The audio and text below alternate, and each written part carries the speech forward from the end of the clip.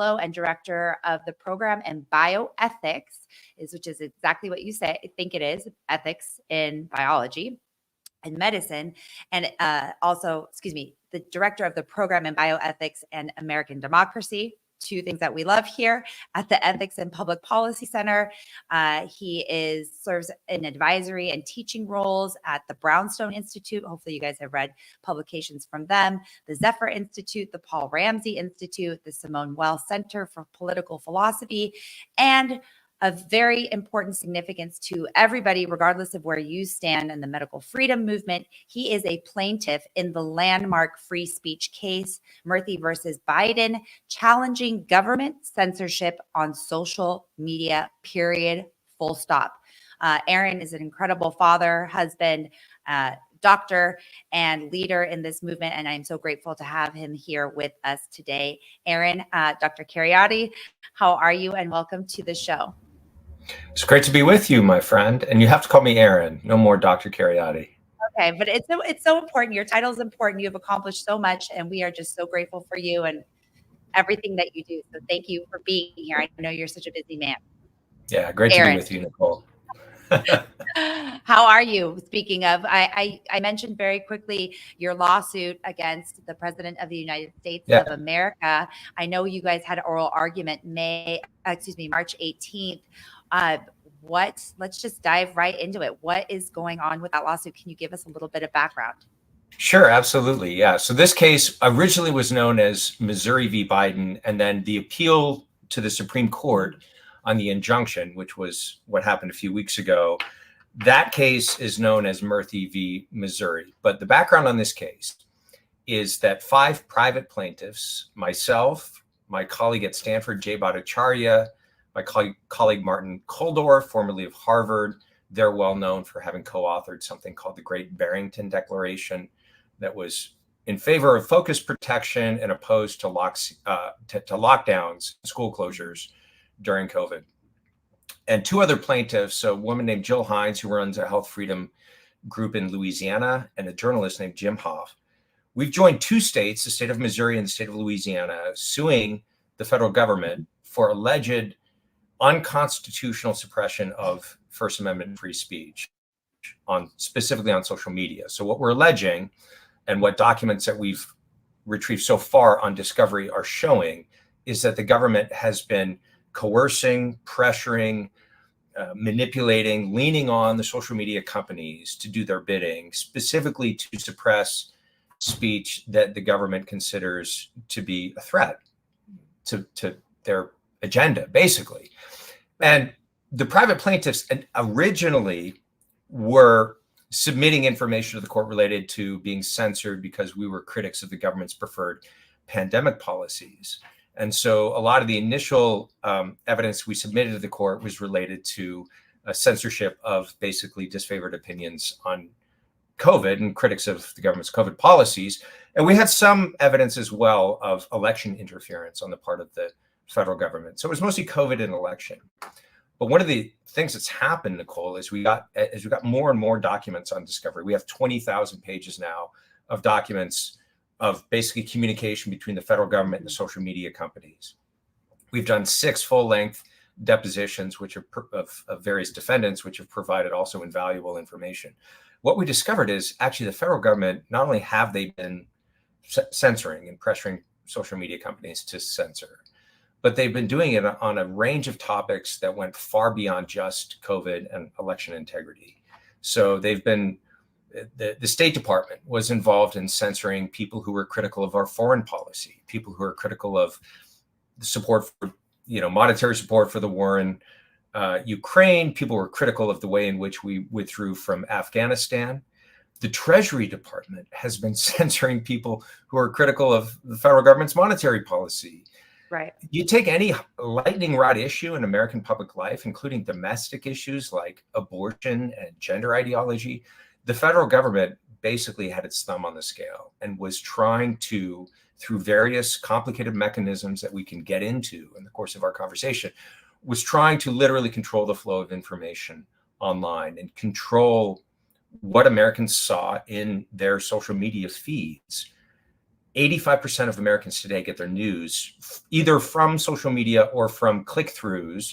People follow people online, and then someone shares an article and say, oh, this looks interesting. And so if you're able to take basically the half a dozen most influential social media companies and exert control and force over them, you can be remarkably effective now at controlling what people see.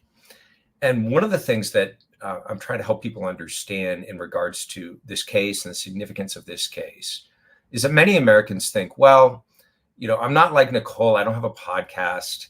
I don't maybe have a really active social media account online. Maybe I have a Facebook account or a Twitter, an X account, but it's mostly to follow other people and see what other people are saying. So I probably haven't been personally impacted by this because I probably haven't been censored by the government or by the social media company at the behest of the government. But actually, one of the things that the Supreme Court has made clear in previous First Amendment cases is that the First Amendment right of freedom of speech exists not just for the speaker, not just for the person who's putting their opinions out there, putting information out there, publishing things. It exists for the listener as well. And one of my colleagues and friends and co-plaintiffs in the case, Jay Bhattacharya, someone you probably know well, he's got a podcast and a publication called The Illusion of Consensus. And the significance of the title is, during COVID, because of censorship and propaganda, the public, by and large, unless they knew where to look specifically, it was very hard to find information that contradicted the government's preferred narrative, even though there wasn't, in fact, a scientific consensus on things like school closures or lockdowns or vaccine mandates or safety and efficacy of the novel mRNA products. People got the illusion of consensus because the government was so effective at controlling what you were able to see and what you weren't able to see. And the ways of doing this, again, which we can get into later, if you're interested, are very subtle. They're such that if you are being censored, you don't necessarily realize that. You don't necessarily know that. Sometimes you are. Okay, my video was taken down off of YouTube and I got a strike on my account indicating that, if I do this 2 more times, I'm going to be demonetized and deplatformed, kicked off this distribution platform. But very often it was operating through more covert and subtle means, things like shadow banning or deboosting of your information and search priority results. So if someone did a search trying to find you, it would be very, very difficult. Or, I could put a tweet out there on Twitter, and maybe it was seen by 90% of my followers, which sounds pretty good. It sounds like a pretty significant reach. But if the algorithm made it such that the 10% of people who didn't see it were precisely the 10% who themselves had the largest following, they could control whether or not that information could catch on and gain traction and potentially go viral. So one of the observers of what's been going on with this so-called censorship industrial complex is a novelist named Walter Kern, terrific thinker. And he had what I think is the best metaphor to describe what the government's been doing. He said, it's sort of like they're mixing a record. So imagine, an engineer at the soundboard, and he's got very sophisticated AI that's scraping the internet, scraping the major social media companies all the time to see which ideas are gaining traction and taking hold and threatening to go viral and which ones are not. And if there's some idea that he doesn't like, he can actually reach over to his, algorithm dial and turn the volume down on that. And we have evidence we've presented to the court in Murthy that the government has succeeded not just in getting individual accounts taken down, but succeeded in getting the social media companies to change their terms of service and change their algorithms, which is how you get hundreds of thousands of Americans being censored tens of millions of times. So you got this, you've got this control mechanism where I could just turn the volume down on the snare drum, right? We don't like that idea. Right. We want to make sure, well, a few people can see it, but it's not going to take hold and really spread. And maybe there's an idea over on the other side that we want to grow organically, but it's not of its own a chord of its own steam. So we can actually just turn the volume up. We got to have more cowbell. So we'll turn the volume down on the snare drum. We'll turn the volume up on the cowbell, and we'll get the presentation of information to the American people that we want. Mm-hmm. This is a form of mind control, really, when you stop and think about it, because the digital realm is the new public square.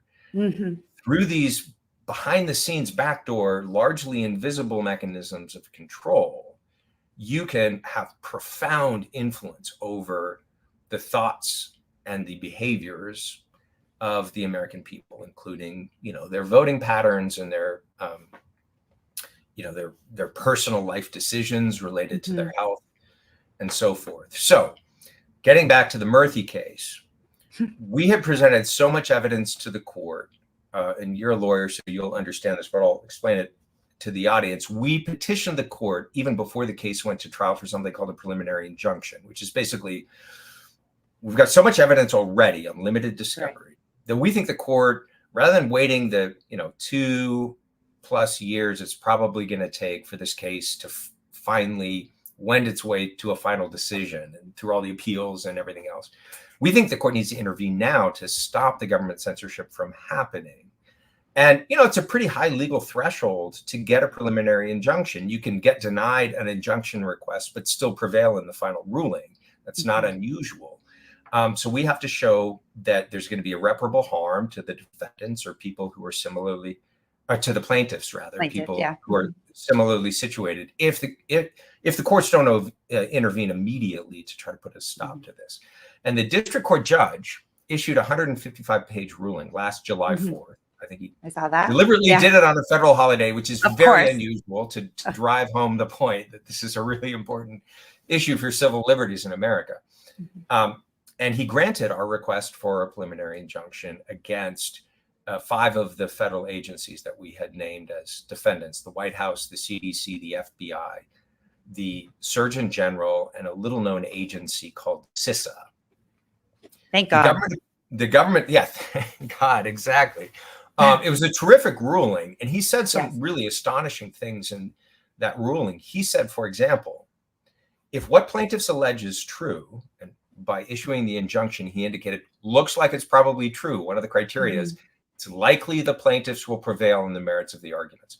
If what plaintiffs allege is true, this is the worst free speech violation in United States history. That wasn't me saying that. That wasn't our lawyers saying that. That was the federal judge saying that when he looked at the evidence that we had submitted to the court. He used language along the lines of, it appears that the government has set up a dystopian Orwellian ministry of truth. Anyone who's read George Orwell's classic 1984 will understand what that is a reference to. And the government obviously didn't like the court stepping in and saying, stop, you can't do that anymore. You can't coerce social media companies to do your bidding. That's a clear violation of First Amendment free speech rights. So they appealed to the circuit court. The Fifth Circuit upheld that injunction. They narrowed it slightly, but upheld the key provisions in that injunction. A 3-judge unanimous panel there. So far, we're 4 for 4 on federal judges. The district court judge, a 3-judge panel at the Fifth Circuit, upheld the injunction, and the government appealed again to the Supreme Court. So just a few weeks ago, of course, I mean, they can't take no for an answer. So they're going to take it all the way to the top. So I was at the Supreme Court a few weeks ago with some of the co-plaintiffs and obviously with our lawyers, where we had oral arguments specifically regarding the injunction. So the Supreme Court should come out with a final ruling, most likely at the end of their term in June. And we're hoping that the court will do the right thing and agree with both of the lower courts that the injunction is warranted. Regardless of what the Supreme Court does, this is not a final ruling in the case. The case will then go back to the district court for the trial phase, where we'll get additional discovery, we'll get additional information on exactly what the government has been doing. We'll be able to depose, we'll be able to cross-examine basically many more of the individuals and agencies that have been named as defendants.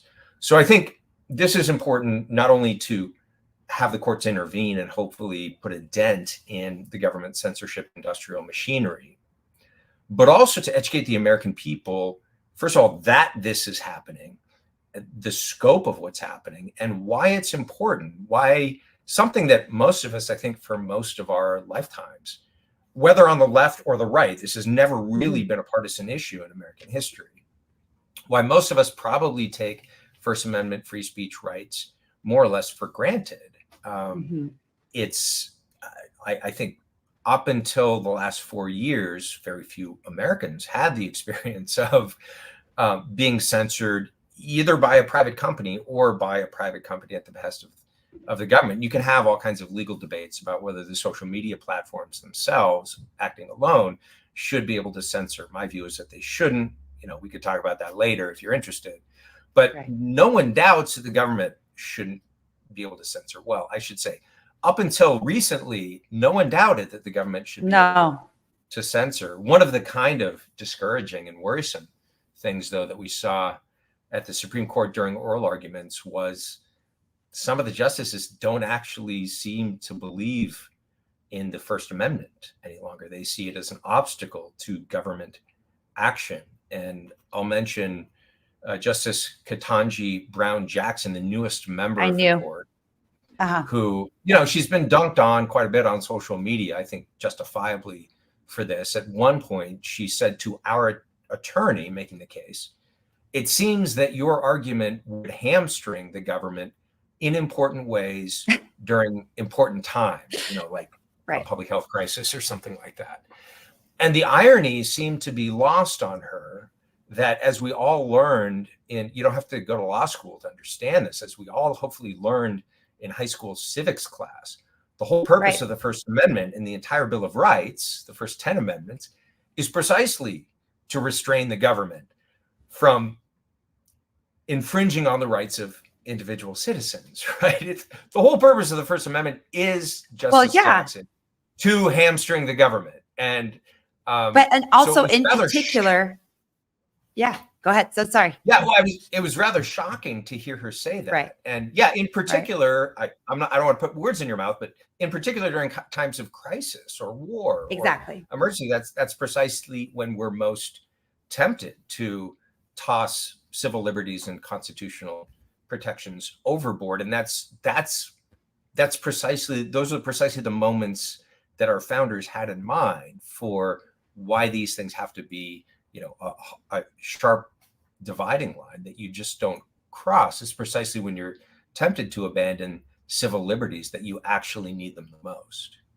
Well, that's when you need the most debate, like you mentioned, the public square or the marketplace of ideas. It's when you are in uncharted, unprecedented territory.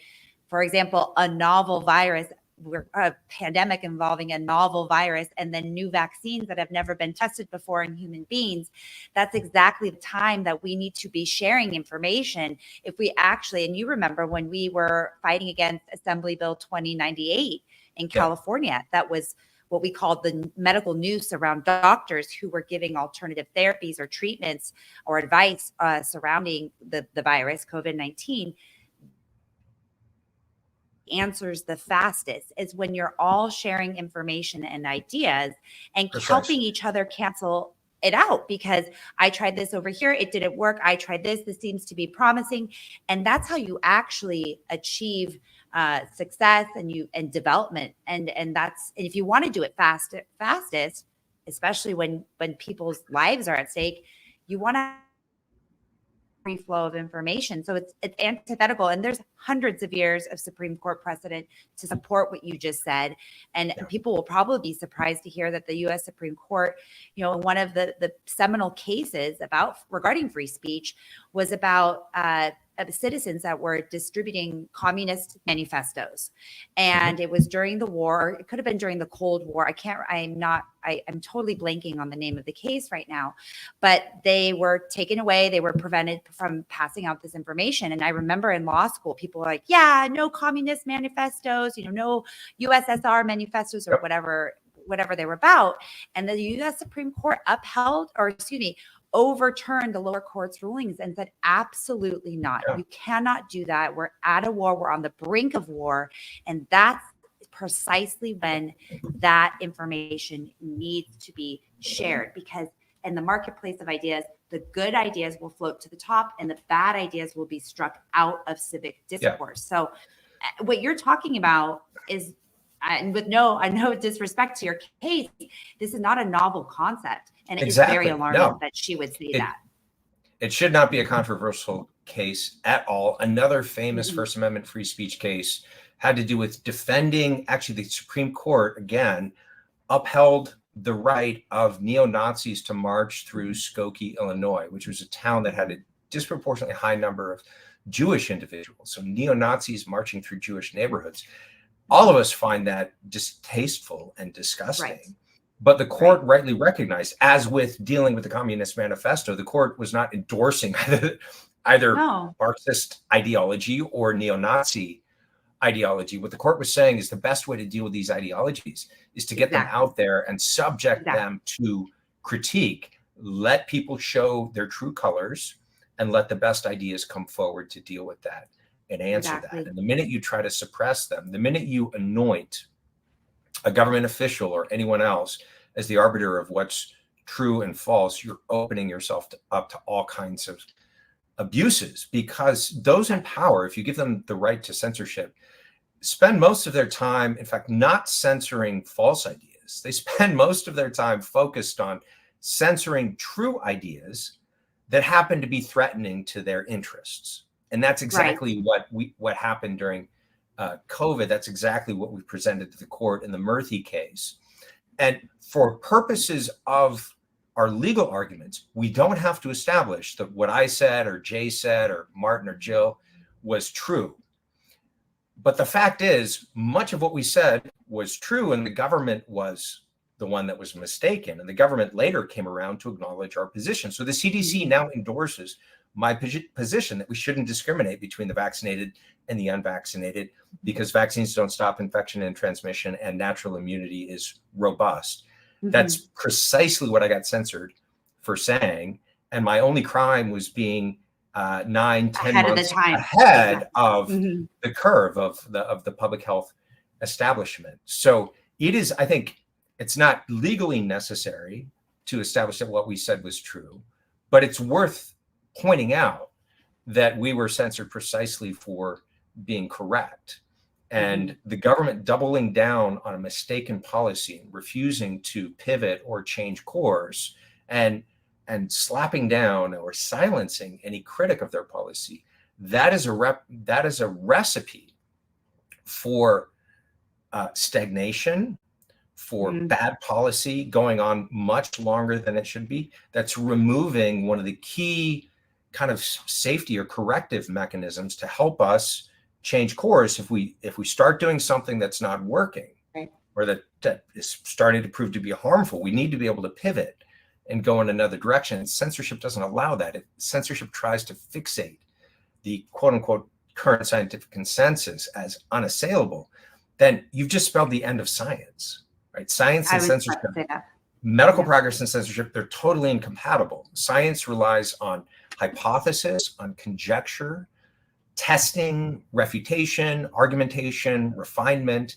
None of this can happen in an environment of censorship. Any advance scientifically occurs because it challenged what everyone thought they knew, right? And introduced a novel concept that initially people thought were crazy. Famous case in the history of medicine of the obstetrician who in the late 1800s started hand washing.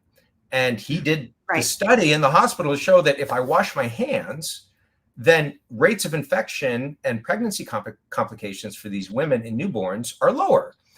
And he was drummed out of the medical profession for being crazy and superstitious. And what could washing your hands have to do with, obstetric outcomes? They didn't understand the germ theory of disease at that time. And so they just dismissed him as a quack. And of course, he turned out to be absolutely correct. And it was a major discovery that improved patient outcomes, at very low cost, precisely the kind of thing that medicine needs to advance. So you mentioned challenging Assembly Bill 2098 in California. I actually have some good news on that front. So along with 4 other physicians in California, we filed a case before the Murthy case challenging Assembly Bill 2098, also in federal court, both on First Amendment free speech grounds and on 14th Amendment equal protection grounds. And we got an injunction against that law. So the federal judge stepped in and said, no, this law that would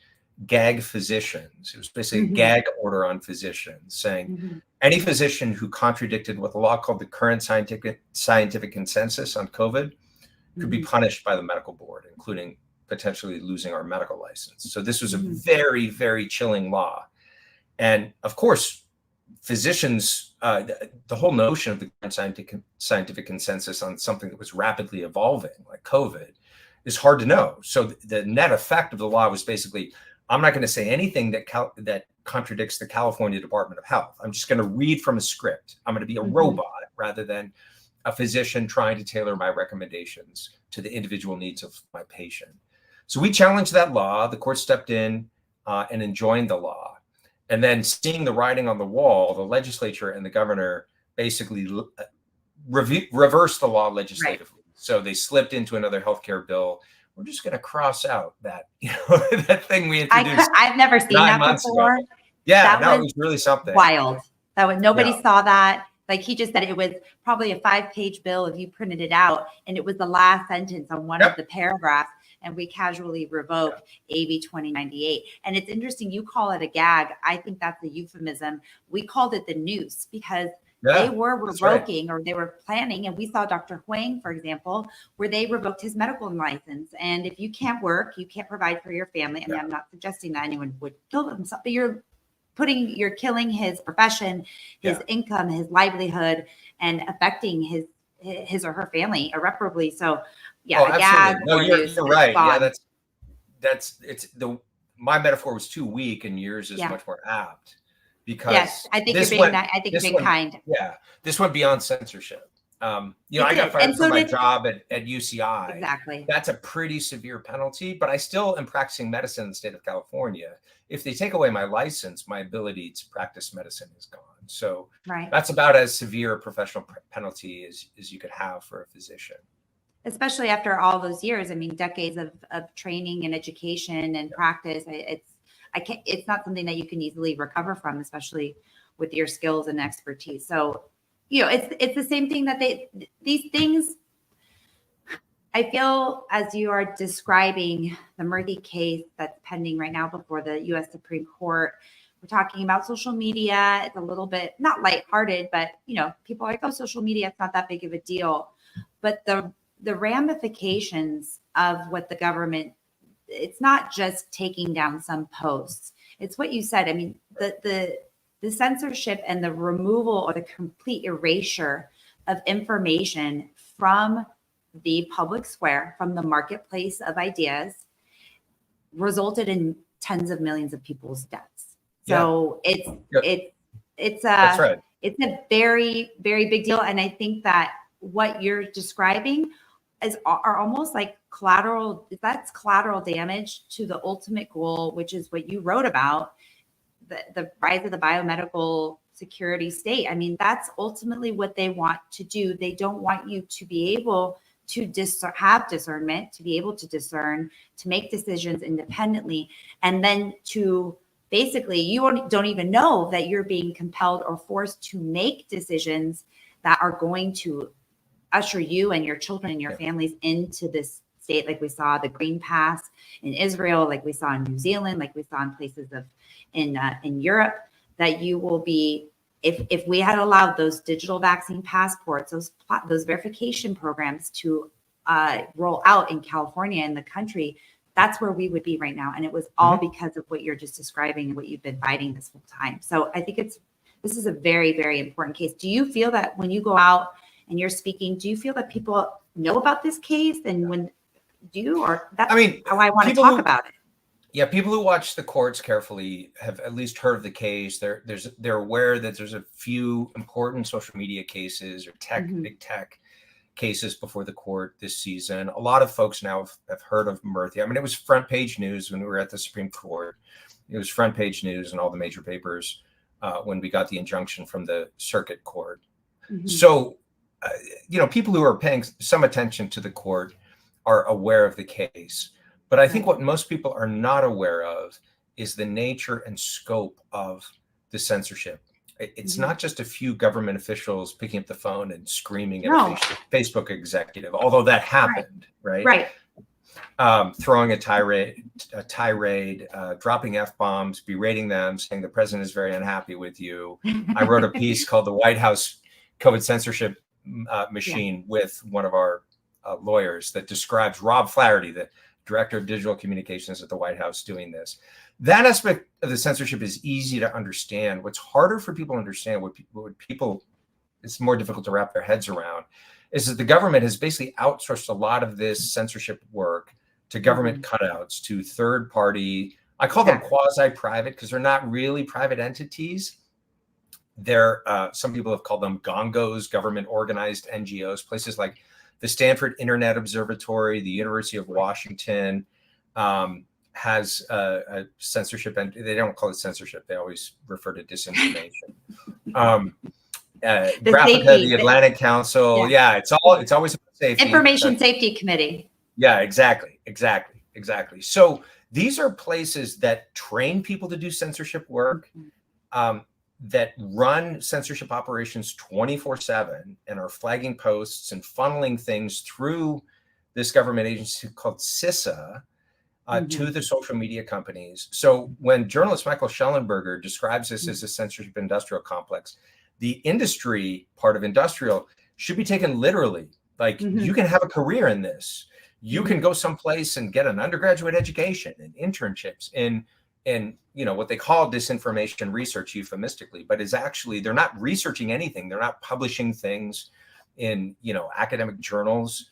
They're flagging content to be taken down and sending it through a government agency to the social media companies with the big stick of the government behind it. Threats of removing liability protections, threats of breaking up the social media companies' monopolies, threats of not getting the big government contract that you need to survive or whatever. But that's what they do to try and avoid liability. Sorry to interrupt you, but that's right. Did it also with COVID, with the vaccination clinics, for example. Exactly. With even the masking we had guidance, we had these internal policies, these internal memoranda that were sent to I actually feel bad for the school boards who are relying on very weak, immoral legal counsel who aren't being honest with them. But that's actually, how my work started, how even we got connected. I was actually trying to advise these government agencies, the lower ones. Like, that's not a law. That's a PR stunt. That was a statement on the White House lawn. That was not a law. You don't have to do anything. And then once I realized they weren't getting the picture, I was like, okay, well, now you're going to get sued by probably me, but you're going to get sued and you will be left holding the bag. And that's what's happened across the board. That's right. So, but the government does that to try. They do it to hang people out to dry and 100%. To try to get some legal plausible deniability. I will say though, and this is important, and we're reminding the court of this, is this prior Supreme Court cases have also said, at least when it comes to the First Amendment, that the government is not allowed to outsource to third parties what would be illegal for the government itself to do. Oh, of course. Not. And, it's, if I hire a hitman to kill you, well, he's obviously going to be liable, responsible criminally for murder, but I'm not absolved of responsibility simply because I'm not the one who personally pulled the trigger. So it's the same principle that applies there. But yes, now they're working to outsource it to machine learning and AI, which will give them even more sort of ability not to have their fingerprints on it. So before you move on, I know you wanted to talk about something else, but you mentioned, you and I know I'll have the strikes against me, the post taken down, be deplatformed, to be in Instagram jail.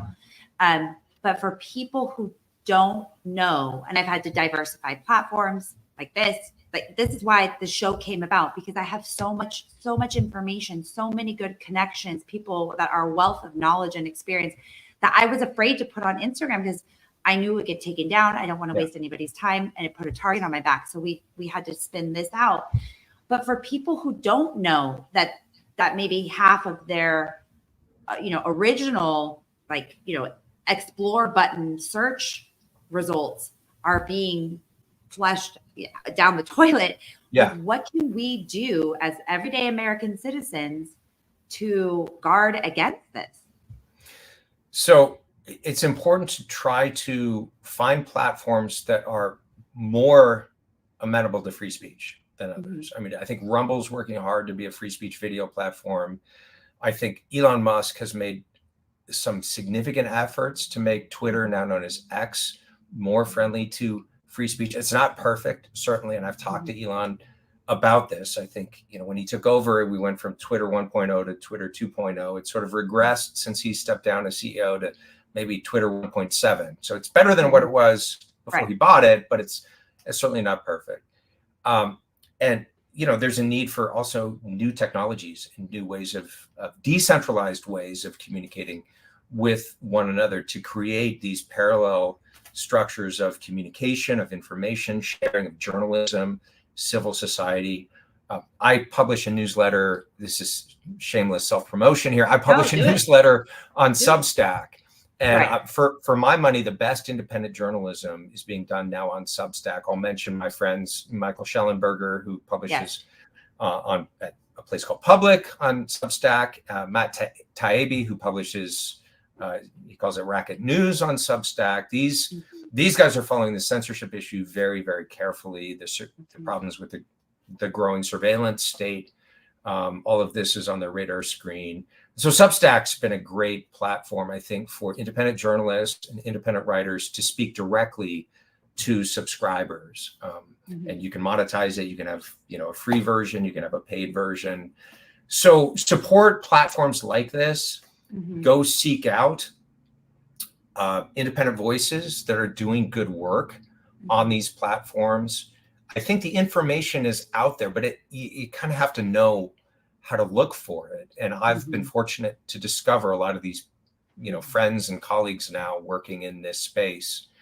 I have an affiliation with the Brownstone Institute, and I would say, any of the writers that have published at the Brownstone Institute have interesting things to say about these issues. So that's a good website where you can go there directly, sign up.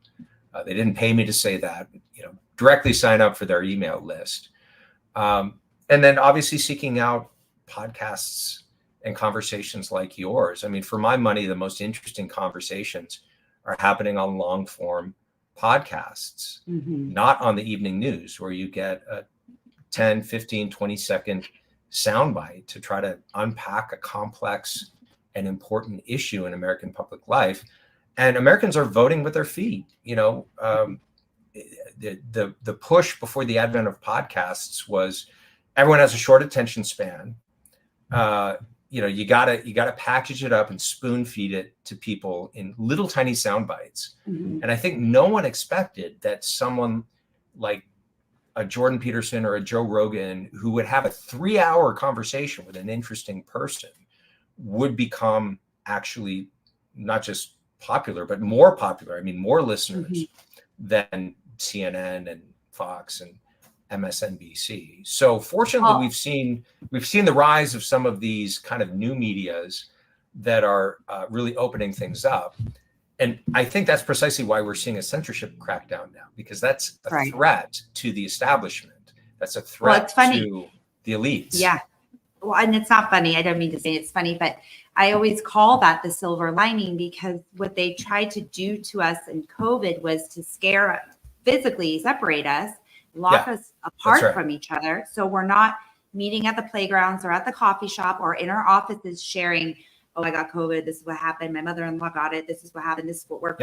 So they literally physically kept us apart and prevented us from sharing information and our experiences so we could try and navigate what was happening. But then we all turned to social media, and then the actual weapon that they were using against us, we were able to turn on them, and now empowered us to expose so much. So I totally agree with you. I was shocked. I'm shocked that people listen to this, to even our shows, especially being a newer, podcast. But people know that they've been tricked, and they're Yeah. craving, especially on this higher, like these constitutional law issues, these medical issues, these ethical issues. They appreciate the conversation and being talked all the way through it so that they can better understand and then be able to apply that in their own lives. And I think people are really craving being informed, and they realize that for the last couple, I don't know how many years, you probably have a better estimate than I do, we've been pretty lazy intellectually, and I also morally, I think, and ethically.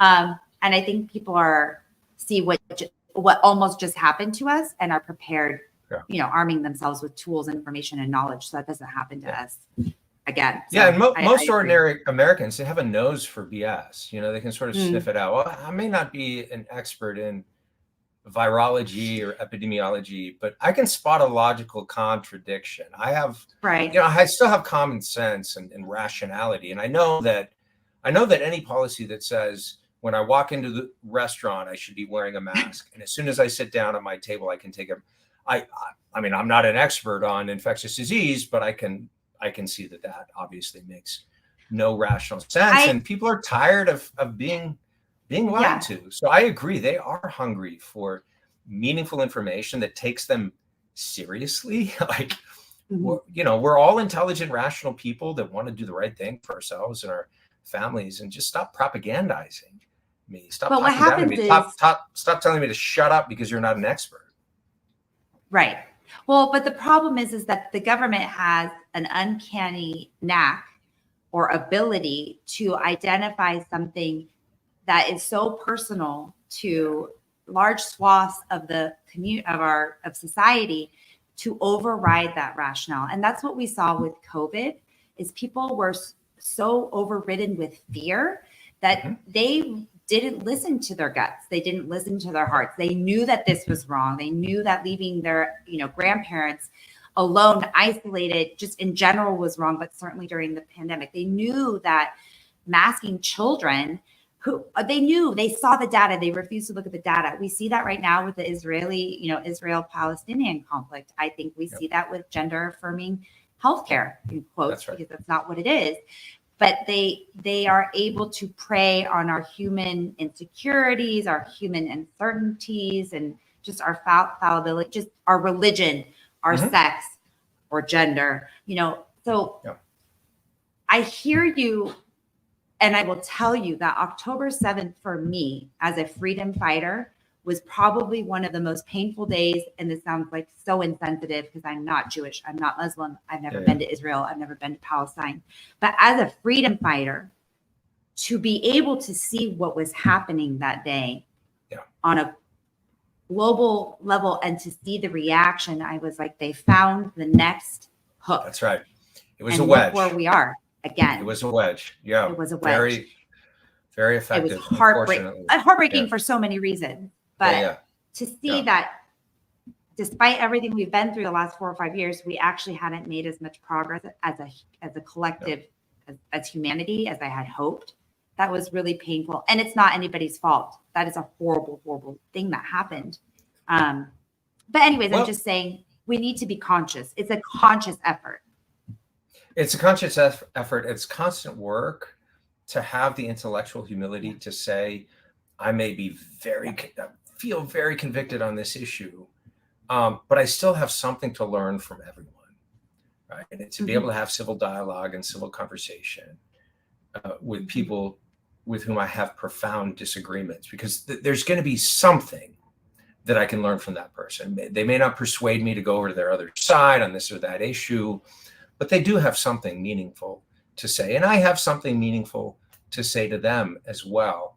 And, you talked about the effects of lockdowns and social distancing, which is a very interesting term if you think about it. A more medical term would have been physical distancing, but social distancing. It reminds me, there was a 20th century Jewish philosopher named Hannah Arendt who published a very famous book now called The Origins of Totalitarianism. And one of the things that she looked at, this was, published after World War II, but looking at Nazism, Italian fascism, Soviet communism, So one of the preconditions for a totalitarian system to take hold in a society is what she called organized loneliness.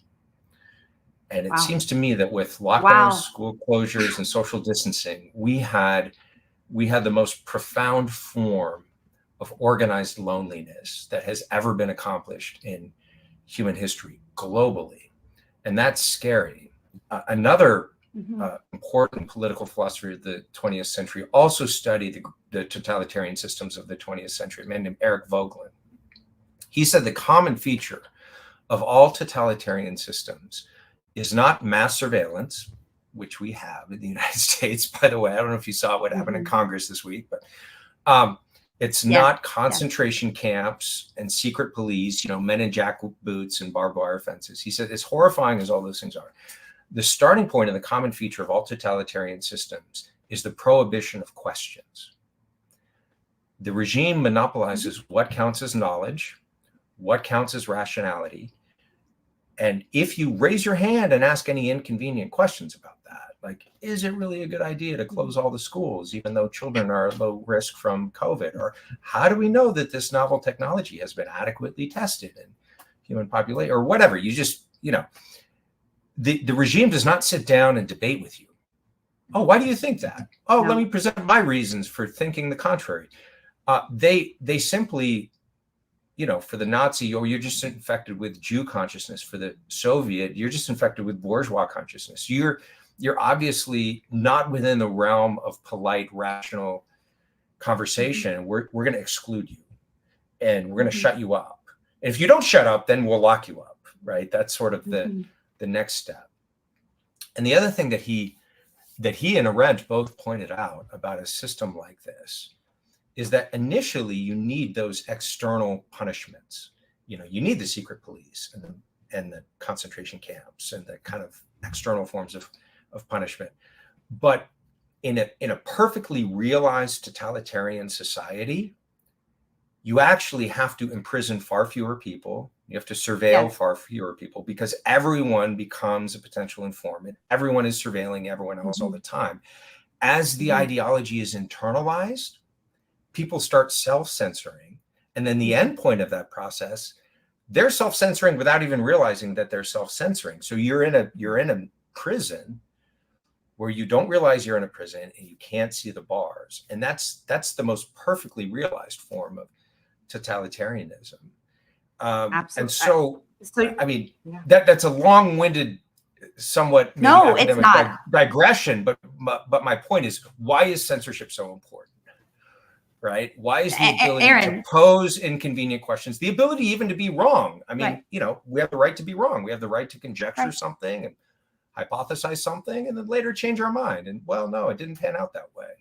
If you're not able to do that, you're headed for a real nightmare of a society.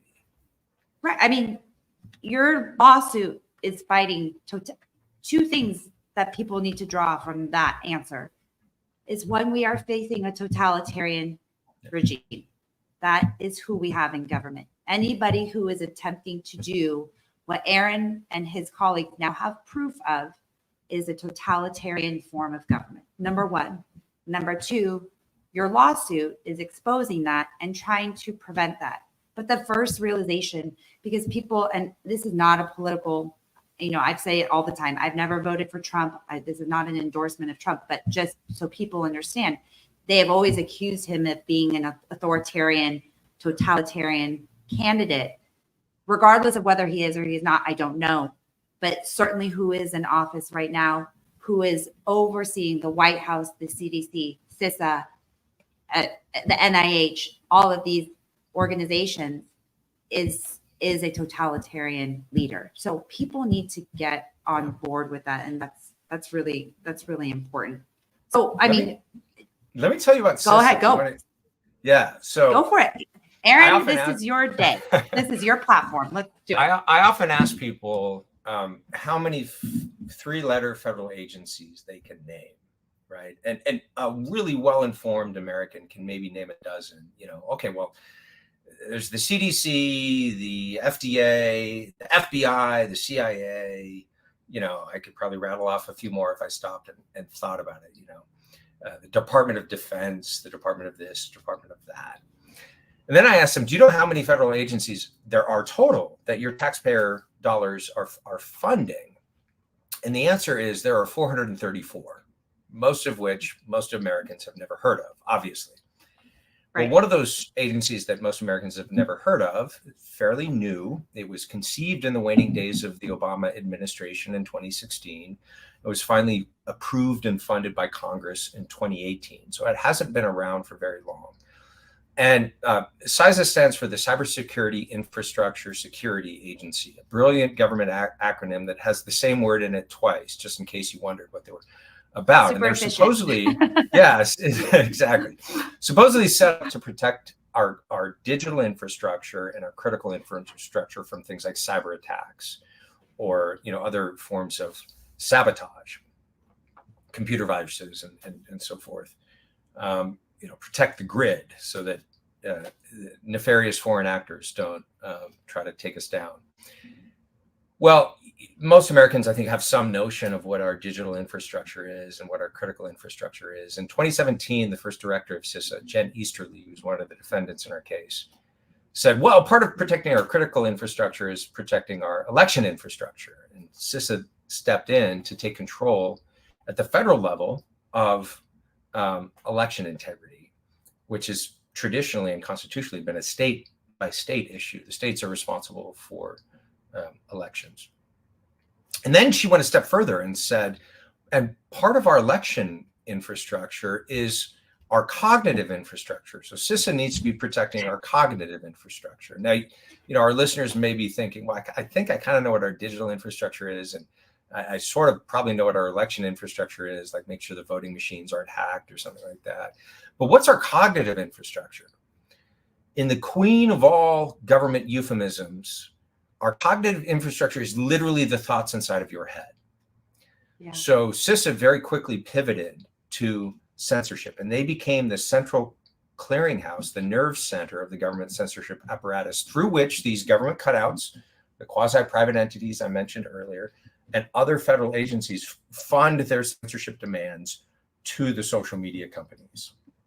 And so here you have a new government agency that, under the guise of cybersecurity, has been literally not just protecting you online from computer viruses, but controlling the flow of information online. And to really wrap your head around everything that's happened in the 4 years when it comes to censorship, once you kind of peel back the carpet and see what's underneath, it's quite shocking to realize that basically everything all the information that I've found online over the last 4 years has to a large extent been curated by the government, not even by the private companies. And, we could debate about issues with the private companies censoring, but even just bracket that for a moment, been curated by the government. That's not a society that I want to live in. I mean, no. it's very, very serious. And so people might think, well, you guys are talking about totalitarianism. That sounds overblown. A totalitarian ethos, let's say, can, I think, coexist with democratic structures and institutions appearing to stay in place, right? Oh, well, we still have elections. Right. How could you call this a totalitarian system? Yeah, but if an agency like CISA has taken over not only election infrastructure, but our cognitive infrastructure, how is that influencing our own voting patterns, the access that we have to information about candidates in order to make a well-informed democratic decision about who's going to represent us? So again, I think we need to get away from the notion that totalitarianism means, men in brown shirts and concentration camps and so forth, and look at the core of what makes a system like that function in ways that are totally oppressive and invasive of these intimate aspects of our life. And once we get away from that sort of, World War II based imagery and ask, how did this whole society like Soviet communism or Nazism actually function and control people? then you realize, well, a lot of the kinds of things that made that possible are happening now. And in fact, they're happening at a scale that Hitler or Stalin could only have dreamed of. The level of surveillance that we have now is, what those guys had was totally primitive compared to the reach of the technologies that Absolutely. our intelligence agencies, national security agency has at their disposal. And Congress just this week approved warrantless backdoor searches of Americans' data online in a bipartisan vote. Our new Speaker of the House flipped on that issue at the last minute and was the tie-breaking vote to push this FISA, Foreign Intelligence Service Act bill through Congress without the necessary amendments to protect us from attacks on the Fourth Amendment of the Constitution, which has to do with, needing a warrant, a probable cause, the endorsement of a judge to invade your privacy and search your private information. So the First Amendment is under attack. Now the Fourth Amendment of the Constitution is under attack. Our constitutionally protected privacy rights have also been compromised by an act of Congress. And that happened just a few days ago, literally. I know. No, I know that. And I think that people, like you said, it's just it's what they did before, and they've just modernized it. I mean, people know. Same playbook. Same. Exactly. They buy technologically advanced. Yeah. New media, new technologies, same playbook. Exactly. And same justification, right? Exactly. Oh, it's health and safety. Right? Yep. The Nazis never overturned the pre-Nazi Weimar Republic Constitution. Right. What they did was govern under a declared state of emergency under Article 48 of the Weimar Constitution, which allowed for the suspension of certain constitutional rights during a public emergency. So public health, public safety, state of emergency is always the mechanism by which these things are put in place.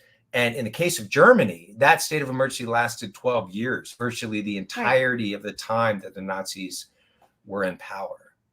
Well, and just to be clear, that's in the United States. That's not how it works. There are still rules in place.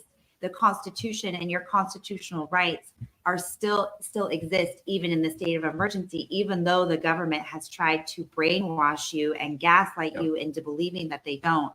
And that's people who have been following me and my work.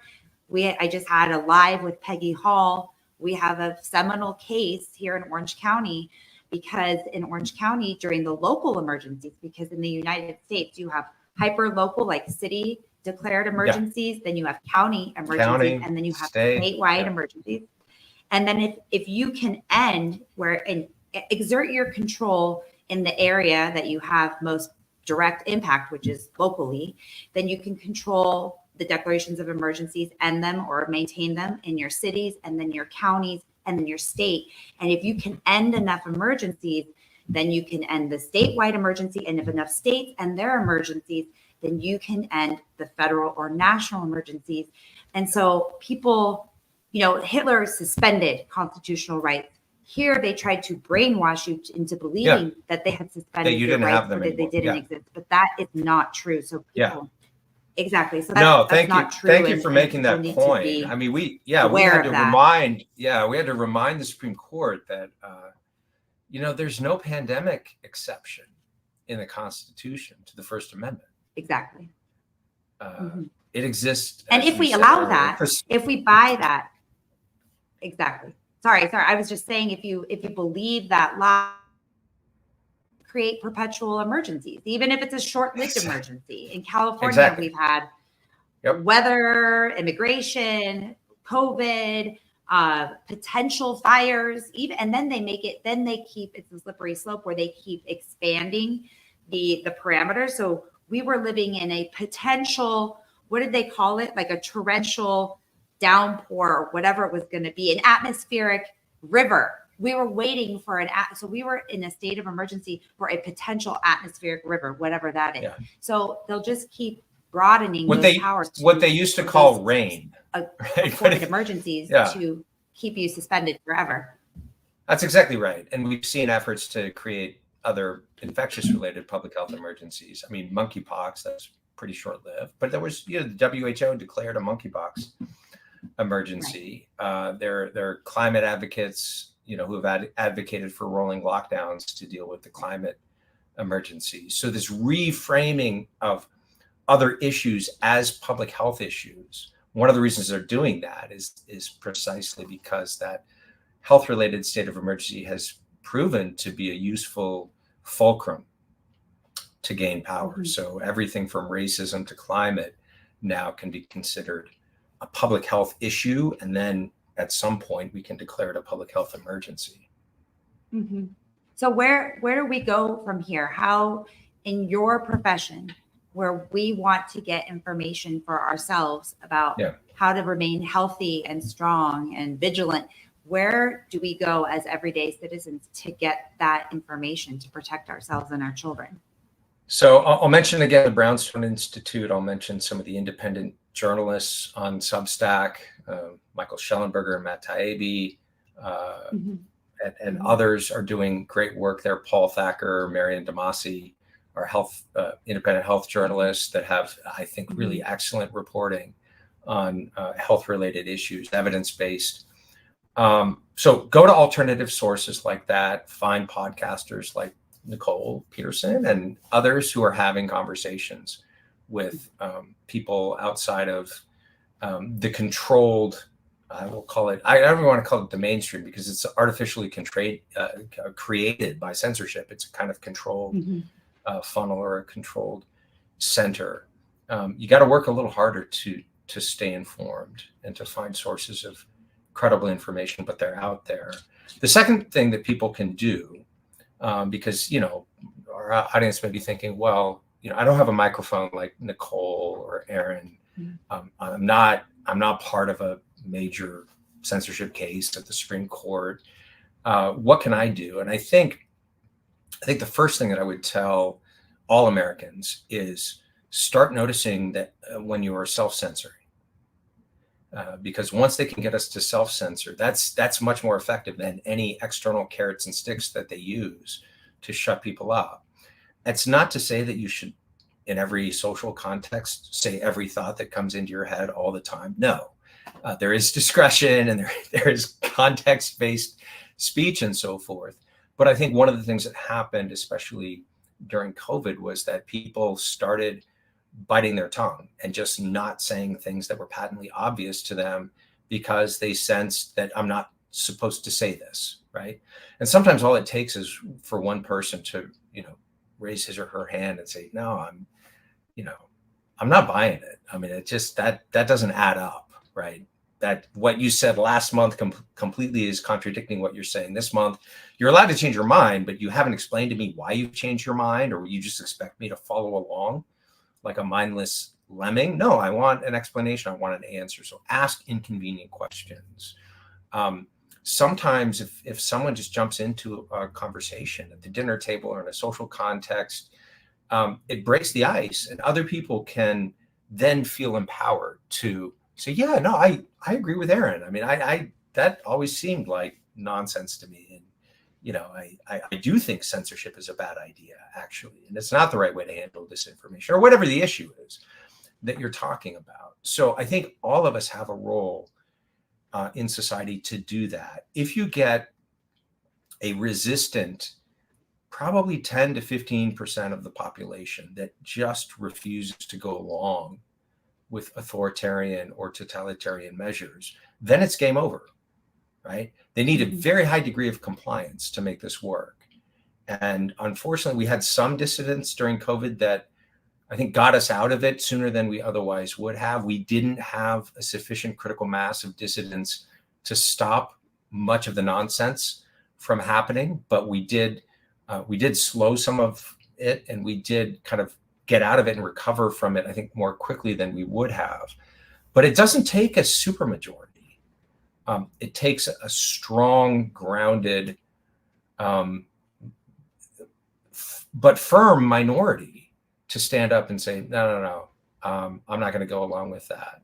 And so that's what Americans can do. Inform yourself, understand what's going on, notice in social contexts when you're not speaking your mind, and, you know, take some risks, try to be daring in those contexts and see what happens. People, I think cowardice is contagious, fear is contagious. We saw that, you know, descend upon us in March of 2020, but courage is also contagious. And sometimes you have to be, you know, the first one through the wall. And as it said in Moneyball, one of my favorite movies, the first one through the wall always gets bloody. So it's not easy. But other people will follow if they see you taking the lead. And what about I totally agree with everything you just said. What about in the medical context? Like, I haven't been to a doctor since COVID. What do we do? This is a really hard problem that I don't have all the answers for. You know, I can recommend that you try to find a physician. Certainly, I mean, the bare minimum, find a physician that respects the doctrine of informed consent, meaning they're willing to give you accurate and clear information. They're willing to answer all of your questions. They don't roll their eyes when you ask reasonable questions. They take your concerns and your questions seriously. You may not see eye to eye on everything. They may recommend something that you want to decline. That's fine. But find those physicians that still respect informed consent, that don't badger, pressure, you know, try to humiliate you because you say no to something that they think you ought to do. There are colleagues of ours in medicine that have started new initiatives, like the Wellness Company is one that I could mention. I'm not affiliated with them. I have no financial interest, conflict of interest there, but I think they're trying to set up an alternative method of more holistic healthcare services and healthcare delivery and healthcare information sharing. So there is a new sort of parallel economy that's starting to percolate up, but I think these things will take time. But I can mention the Wellness Company as one good initiative that I've seen take off in recent years. And I believe they have telemedicine services if you're not located near one of their clinics. But I'm really worried about medical training. I had lunch the other day with a former student at UC Irvine, who was literally the top student in the class, who was sort of blackballed for entirely non-academic reasons, ideological reasons, and amazingly did not match. This was the very best student in the class. So ideology has so overtaken so many medical schools, unfortunately, that a sort of merit-based system has given way in many instances to a system where if you shut your mouth and go along with the ideology of the day, then you will advance.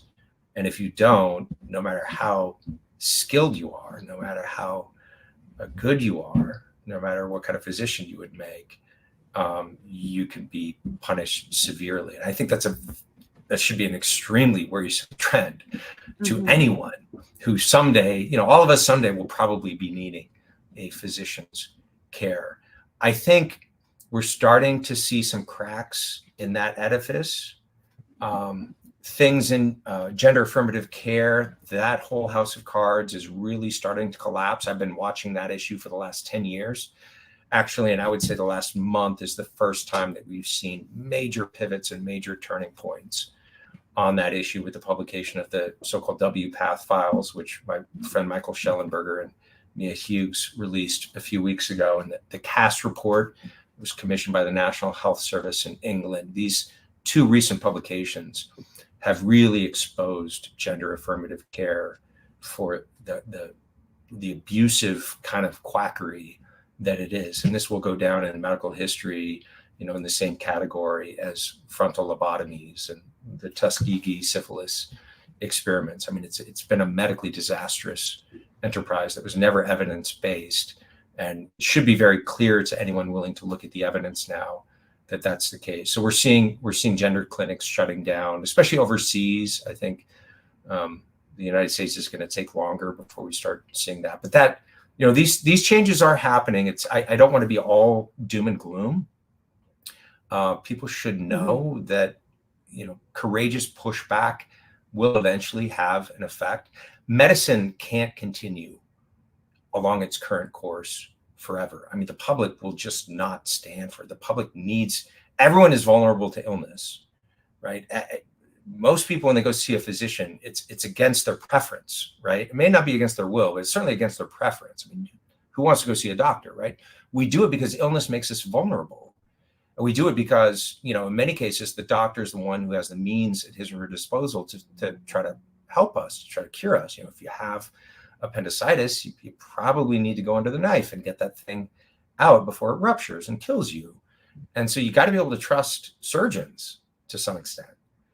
And so I think the public will not long stand for the licensing and graduating of mediocre and incompetent or ideologically driven physicians. But, that trend could continue long enough that it certainly does a lot of damage to the medical profession, and worse than that, doing damage to patients that rely on the medical profession.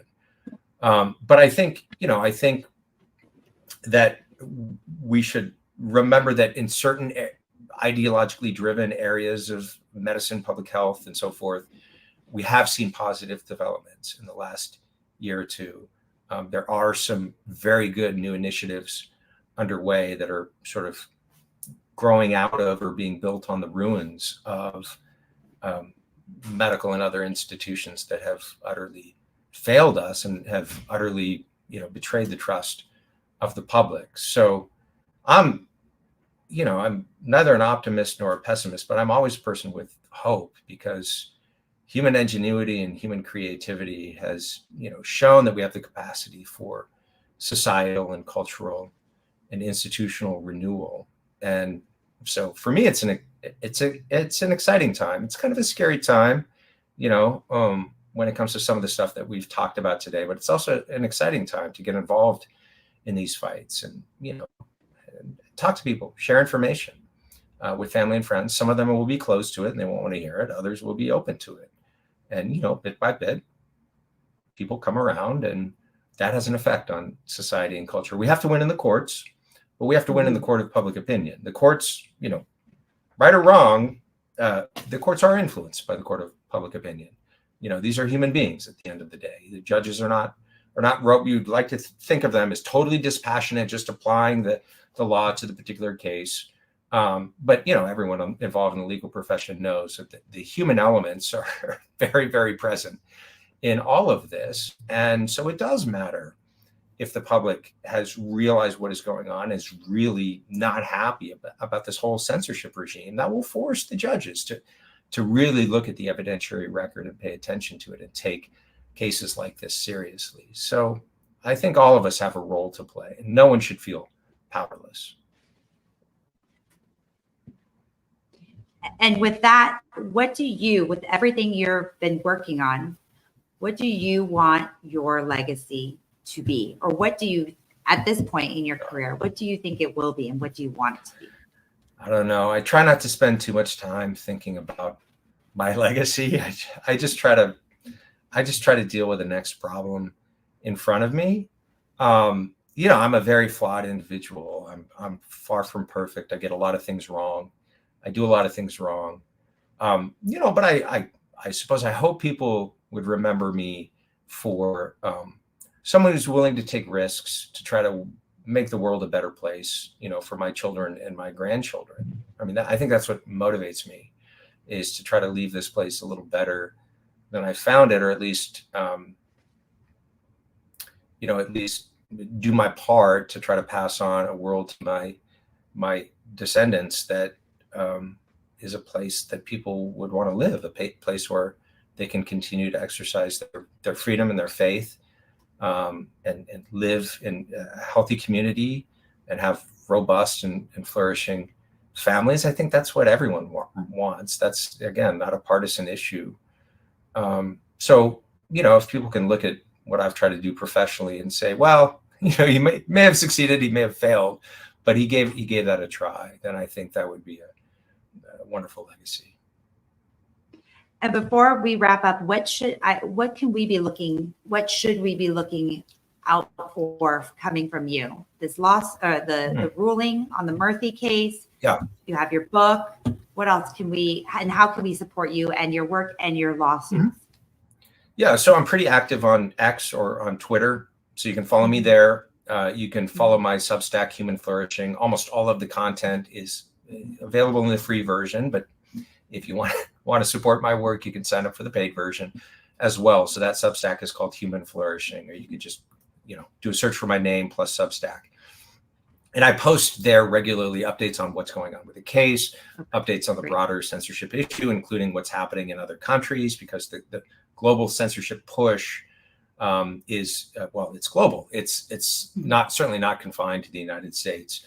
We've seen a lot of things happening in recent weeks in Brazil, for example, in Ireland and elsewhere, formerly free Western nations that have come under very strong censorship regimes or have passed laws empowering the government to censor. So I'm focused a lot on that issue on my Substack, but also on the other things that we've talked about in terms of civil liberties and civil society and political theory and so forth.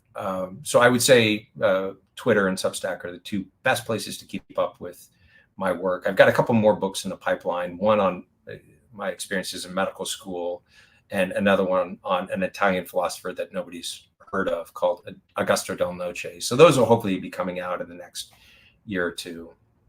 So yeah, I'm in. And can we support your lawsuits? How can we do that? Yeah, no, thank you for asking that as well. So there is a terrific outfit called the New Civil Liberties Alliance, NCLA. And their mission is to push back against the overreach of the administrative state. They were founded by a Columbia law professor named Philip Hamburger, and terrific lawyers there, Jenna Eunice, John Vecchione, and others are involved in the Murthy case. So the private plaintiffs are represented by NCLA.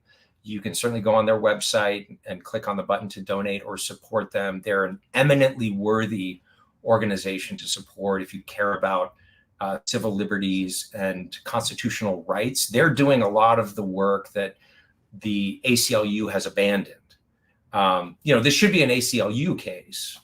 And it would have been 20, 30 years ago an ACLU case, but they've abandoned the field of free speech by and large. Well, they actually submitted an amicus brief supporting us in the AB 2098 case. So there are still some good people at that organization. I don't want to malign them entirely, but NCLA is the place you want to, if you care about these kind of legal fights, that's the place that you want to give to. The Alliance Defending Freedom, which I just spoke for them in Vail a couple of days ago at their conference, they're also doing terrific work in civil liberties, particularly religious freedom. They're doing a lot of work on gender ideology and pushing back against so-called gender affirmative care and especially protecting young people from that whole industry. So I'm not employed by either of those individuals, and I just think they're terrific organizations doing really good work. And of course, you can support my work at the Ethics and Public Policy Center if you want to. That's a great, wonderful organization that supported me when I lost my job at the university. Ryan Anderson, the president there, came out with a piece in Newsweek saying, for my own healthcare related reasons, I got the vaccine, but I support the right of informed consent, and I'm fully supportive of Aaron Kheriaty's position on vaccine mandates. I think it should be up to the individual. So just a really terrific form of support from someone who had made a different healthcare decision on that question than I had. And they've been wonderful. So again, if you care about policy and sort of the upstream intellectual work that informs policy on these important issues, then EPPC, Ethics and Public Policy Center, if you want to do the kind of support the legal end of things, NCLA, New Civil Liberties Alliance, both wonderful organizations. Brownstone Institute is another place that's been really, really great. Jeffrey Tucker there is just a terrific writer. I'm co-authoring a piece that we just submitted for publication. And so, yeah, there are good groups out there. I've named only a few of them. There are more, but those are the ones that I'm affiliated with and that have really supported my work. And I'm very grateful for all of them. Well, we will absolutely share that information. It's important, like you said, to create our own parallel society with the types of people that we trust and institutions and information that we trust. So we will always share all of your work, everything you're doing. We appreciate you so much, Aaron. Thank you for being brave and for being honest and for fighting for all of us. We cannot thank you enough. Thank you again for joining us today. Anything else you want to end with? I think.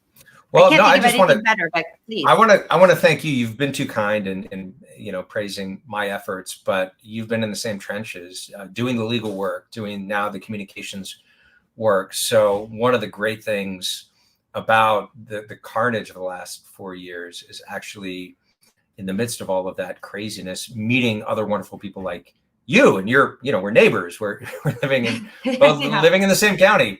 And so just being able to connect with other people that I otherwise wouldn't have been able to work with, wouldn't have been able to have conversations like this with, has been wonderful. So, big shout out to you as well for the work that you've done with lawsuits in California, and now the work that you're doing with this podcast. I think is tremendous.